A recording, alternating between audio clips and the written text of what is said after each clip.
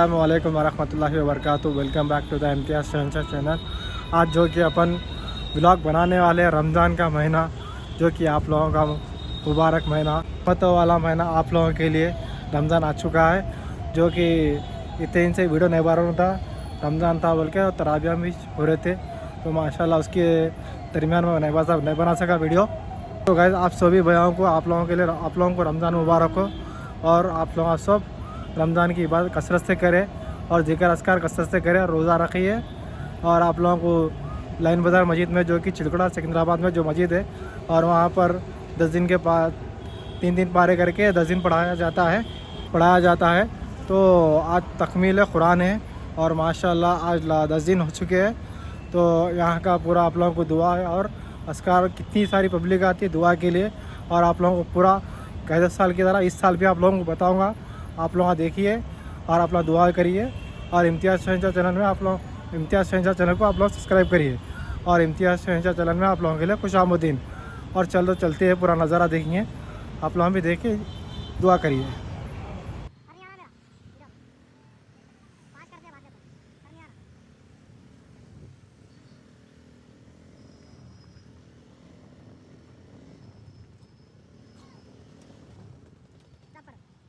Video لے رہا ہوں.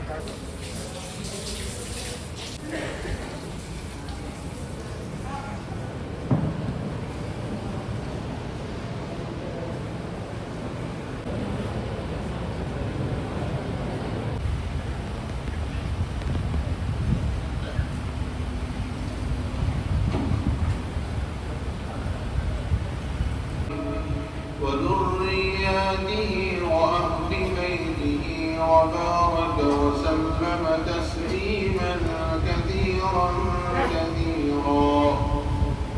أما بعد, فقد قال رسول الله صلى الله عليه وسلم: ألا إن الدنيا خلقت لكم وإنكم خلقتم للآخرة, أو كما قال عليه الصلاة والسلام. اللهم صل على سيدنا محمد وعلى آل سيدنا محمد وبارك وسلم. اللهم صل على اس وقت نہ بات سننے کے موڈ میں آپ ہیں, نہ بات کرنے کے موقف میں میں ہوں, اس لیے کہ ایک تو جمعہ ہے, بلکہ جمعہ تھا, جمعے کا بھی بیان آج لمبا ہو گیا. الحمدللہ اللہ کے فضل و کرم سے اور اس کی توفیق سے اللہ پاک نے اپنے کرم سے قرآن اختتام بھی فرمایا. اصل مقصد اختتام کے موقع پر دعا کا ہے. اس سے پہلے گزشتہ سال کا بیان کا تکملہ کر دوں گا انشاءاللہ. گزشتہ آپ کو یاد ہوگا کہ ایک واقعہ میں نے بیان کیا تھا, اور واقعہ آدھے پہ لا کے میں نے روکا تھا, اور روکنے کی وجہ ہمارے محترم جناب عبدالکریم صاحب تھے. گزشتہ سال جمائی آ گئی, اس سال ہاتھ توڑ کے آئے, تو اب پتہ نہیں بات کیسے نکلے گی, کیونکہ آپ بہت مجھ سے محبت رکھتے ہیں. ہمیشہ میں محسوس کرتا ہوں کہ میرے تکمیل قرآن پر اللہ کے فضل و کرم سے جو کیفیت میرے اوپر آتی ہے وہ ان مجھ سے محبت رکھنے والوں پر بھی آ جاتی ہے. یہ اس کی توفیق اور اس کا کرم ہے. اللہ اس جذبے کو قبول فرمائے. مصر کا بازار لگا ہوا ہے اور وزیر فائنانس کے طور پر سیدنا حضرت یوسف علی نبینا وعلیہ الصلاۃ والسلام بیٹھے ہوئے ہیں، اور ان کی پیشن گوئی کے مطابق اللہ تعالیٰ نے ان کی زبان پر جو وعدہ کیا تھا اس کے مطابق عہد سالی آئی، اور وہ عہد بہت دور تک پھیلا ہے، اور ایک دو نہیں تقریباً 7 سال عہد جاری تھا، اور اتنا بھیانک عہد تھا کہ لوگ دانے دانے کے محتاج ہو گئے۔ حضرت یوسف علی نبینا وعلیہ الصلاۃ والسلام چونکہ مصر کے خزانے کے ذمہ دار تھے، اس لیے حضرت یوسف نے مصر کی معیشت کو مضبوط کرنے کے واسطے ایک پلان یہ کیا کہ مصر میں جو غلہ بویا گیا تھا 7 سال کا، وہ 7 سال کے غلے کو بیچنا طے ہوا، اور بہت مختصر سی قیمت پر۔ تو یہ اعلان دور دور تک پھیلا ہے، تو یہ عہد چونکہ بہت دور تک گیا ہوا تھا، ملک کنعان میں حضرت یعقوب علیہ نبینا وعلیہ الصلاۃ والسلام وہاں تک بھی یہ عہد پہنچ چکا تھا، سب فاقے میں مبتلا تھے۔ وہاں اطلاع ملی کہ مصر کے کوئی بادشاہ ہیں، انہوں نے اعلان کر رکھا ہے کہ جو آنا چاہے ہمارے پاس سے آ کر غلہ خرید سکتا ہے، اور ہر آدمی کو 1 اونٹ کے عوض 1 اونٹ کے برابر ملے گا، چاہے وہ کتنے ہی پیسے لائے، لیکن معیشت کی تقسیم کے اعتبار سے ہر آدمی کو 1 اونٹ کے برابر ملے گا، اس سے زائد نہیں ملے گا۔ تو یہ اطلاع حضرت یعقوب علیہ السلام کو پہنچی ملک کنعان۔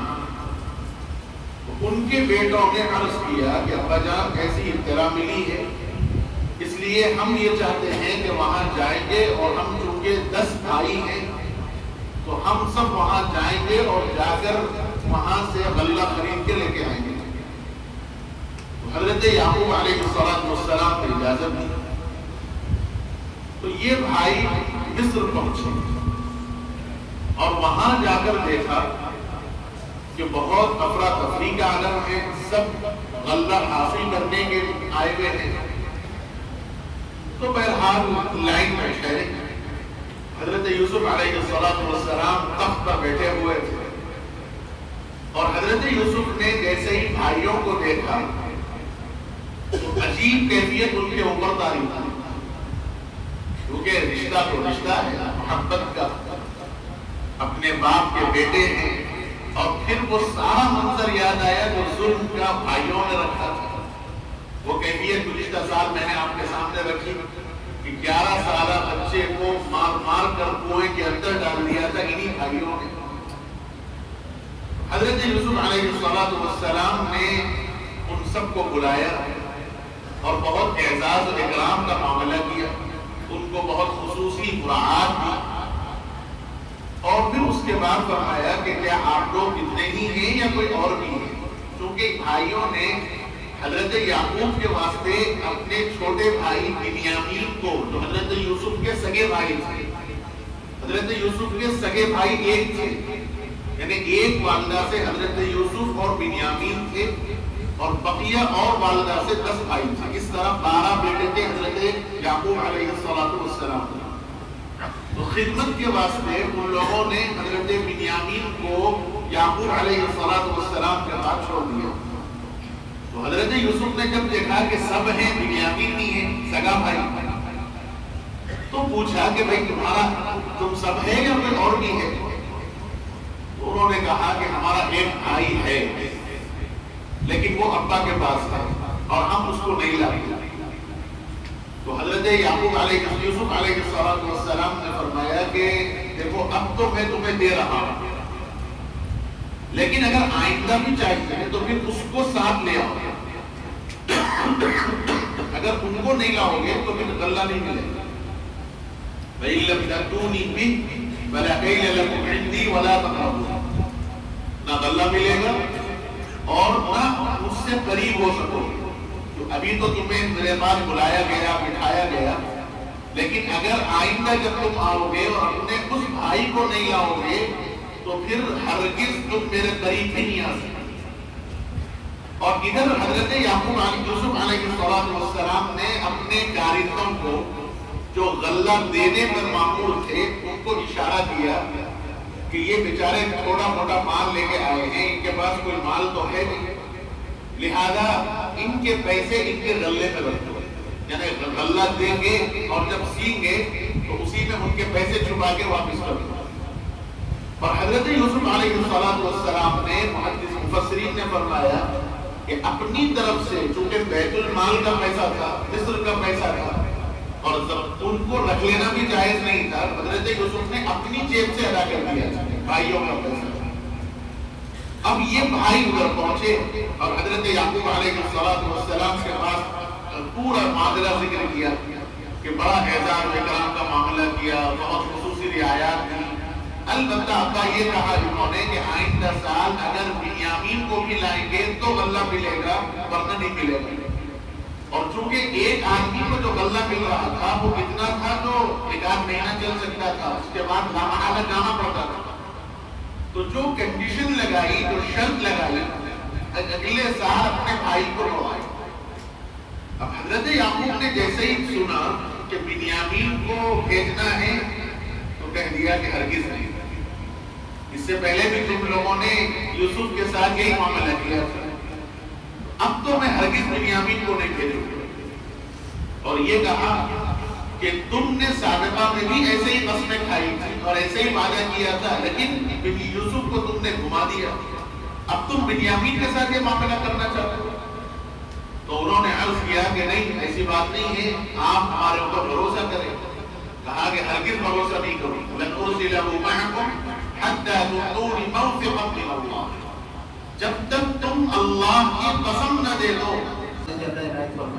اور باقی والے احباب کی بھی رہتے خبر کرتے ہوئے جائے. ذرا ایسا ہی ہوئے ایسا جاتے جاتے بڑے شکل پر خاص چلتا ہے فرماتے ہوئے جائے. جاتے جاتے بڑے شکل اونچی ہوتی ادھر ایسے روپ کا چلتا ہے فرماتے ہوئے جائے. مزید آگے کے لیے اندر کا خصوص چلتے ہیں فرماتے ہوئے جائے.